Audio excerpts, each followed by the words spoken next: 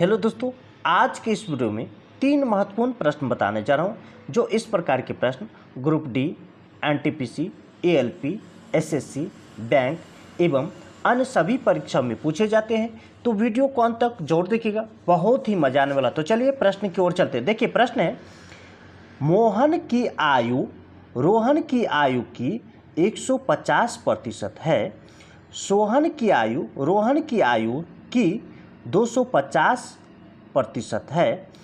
यदि इन तीनों व्यक्ति के आयु का योग 60 वर्ष है तो रोहन की आयु ज्ञात कीजिए। ध्यान से समझिए।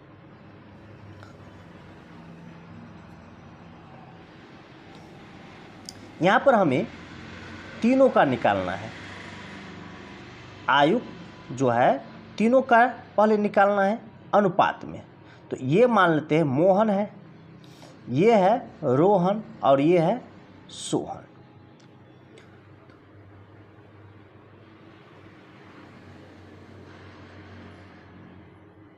यहां पर देखिए मोहन की आयु, रोहन की आयु का 150, तो रोहन का मान लेते हैं 100।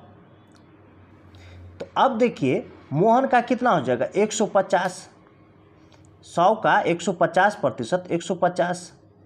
अब यहाँ पर देखिए सोहन की आयु, रोहन की आयु का, तो रोहन का कितना, देखिए यहाँ पर रोहन की आयु की कितना 250%, किसका, सोहन का। तो यहाँ पर हो जाएगा 250%।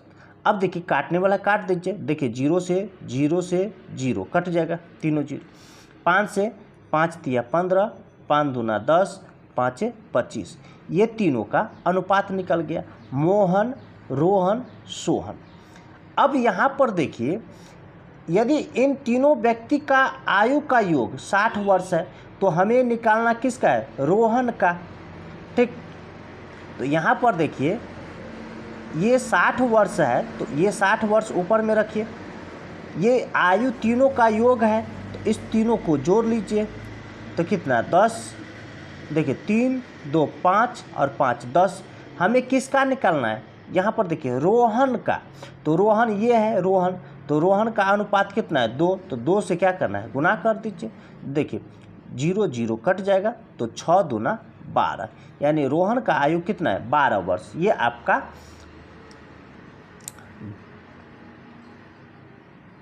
डी आंसर होगा। चलिए अगले प्रश्न की ओर चलते हैं। यदि ए स्क्वायर प्लस बी स्क्वायर बराबर 50 है और ए इंटू बी बराबर 7 है तो कह रहा है कि इसका मान निकालिए। देखिए सबसे पहले अगर हम पहले ए माइनस बी का मान निकाल ले और फिर दूसरी बार ए प्लस बी का मान निकाल ले तो आसानी से हम निकाल लेंगे इसका हल। तो यहाँ पर देखिए, यहाँ पर हमें दिया गया है ए स्क्वायर प्लस बी स्क्वायर बराबर 50।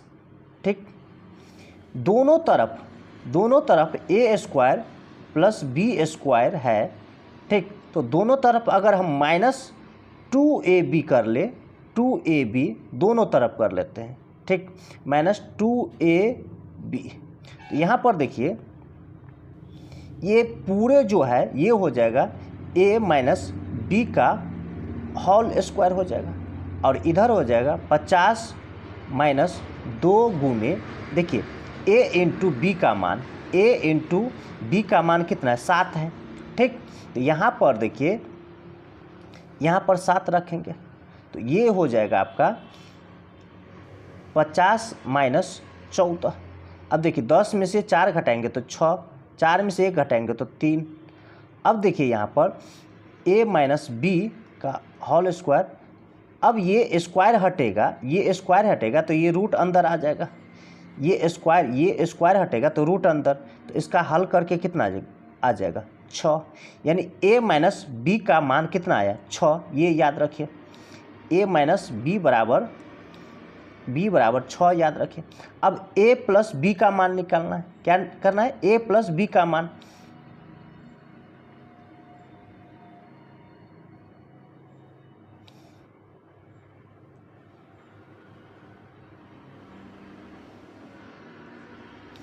अब यहाँ पर देखिए ये ए स्क्वायर प्लस बी स्क्वायर बराबर 50 है, तो दोनों तरफ अगर हम ए स्क्वायर प्लस बी स्क्वायर में 2ab जोड़ दें, क्या कर दें 2ab जोड़ दें, तो यहाँ पर देखिए 50 प्लस 2ab, ठीक।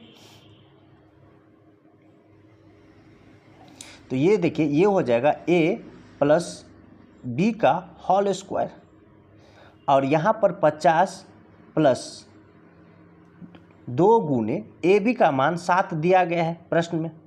यहाँ पर ए बी का मान, यहाँ पर देखिए a इंटू बी का मान 7 दिया गया है, तो यहाँ पर 7 लिखे। अब देखिए ये हो जाएगा 50 प्लस 14 बराबर कितना 64।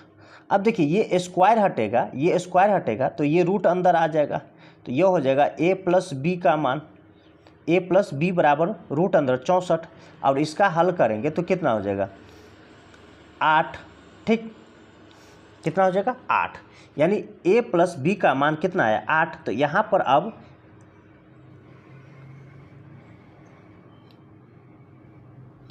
यहाँ पर देखिए इसका मान कितना है 8।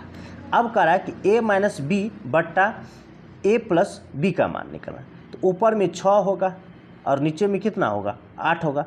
इसे हल कीजिए तो देखिए 2 तिया 6, 2 चौका 8, यानी 3/4 आपका आंसर होगा, ये डी आंसर होगा। चलिए अगले प्रश्न की ओर चलते हैं।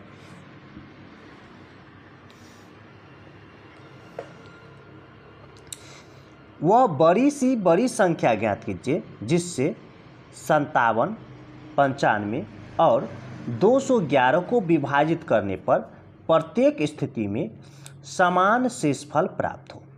ध्यान से समझिए, बड़ी से बड़ी संख्या का रहा है, तो यहाँ पर ये समझ जाइए कि HCF निकालना है। क्या निकालना है HCF। लेकिन 57, 95, 211 को विभाजित करने पर प्रत्येक स्थिति में समान शेषफल प्राप्त होना चाहिए, ठीक।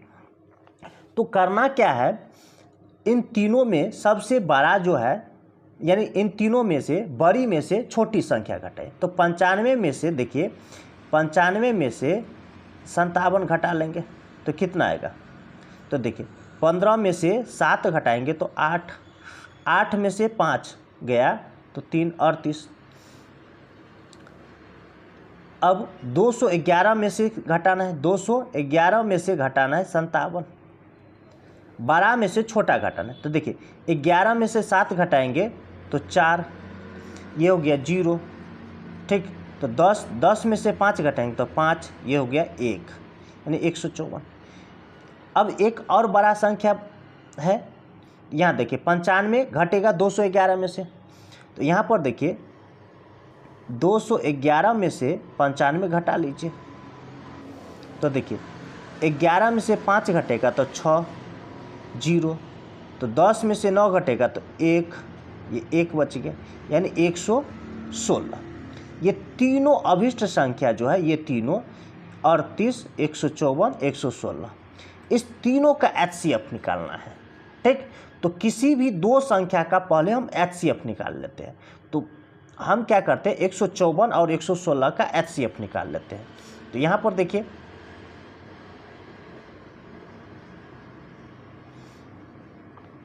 116 से क्या करना है, 154 में भाग देना है पहले। तो देखिए 1 मरतबे 14 में से 6 घटेगा तो 8, ये 4 हो गया, 4 में से 1 घटेगा तो 3, 116। देखिए 38 का टेबल 116,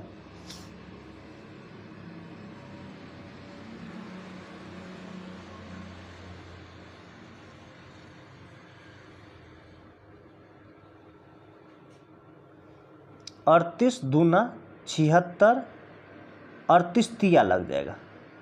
तो देखिए 8 तिया 24, 3 अट्ठे 24 का 4 हासिल 2, 3 तिया 9, 9 2 11, यानी 2 बचा शेष। अब 38 यहाँ पर आएगा, तो देखिए 2 एकन 2, 1 शेष बचा 1, 8 आया यहाँ पर। अभी ये 2 इधर नहीं आएगा, क्यों? क्योंकि इसका शेष बचा है अभी जो 2 से विभाज्य है, तो अभी 2 से और लगाएंगे तो 2 नमा 18, ये कट जाएगा। अब शेष 0 आ गया, तो HCF इस दोनों का HCF 2 आया। कितना आया? 2 आया। अभी हम निकाले हैं HCF सिर्फ 2 संख्या का, एक निकाले हैं 154 और 116 का, अभी भी 38 बाकी है, तो 2 और 38 का अभी HCF निकालना है। तो यहाँ पर देखिए, फिर 2 से लगाएंगे 38 में, तो यहाँ पर देखिए 2 एकन 2 1 8, 2 नमा 18, ये पूरा कट गया। अब तीनों संख्या का HCF जो है, तीनों संख्या का HCF, ठीक,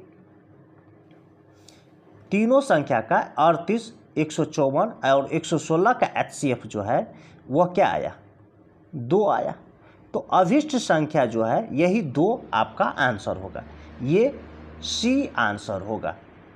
इसी तरह का ट्रिक पाने के लिए हमारे चैनल को सब्सक्राइब कीजिए, लाइक कीजिए और अपने दोस्तों के साथ शेयर जरूर कीजिए। फिर मिलते हैं अगली वीडियो में, तब तक के लिए धन्यवाद।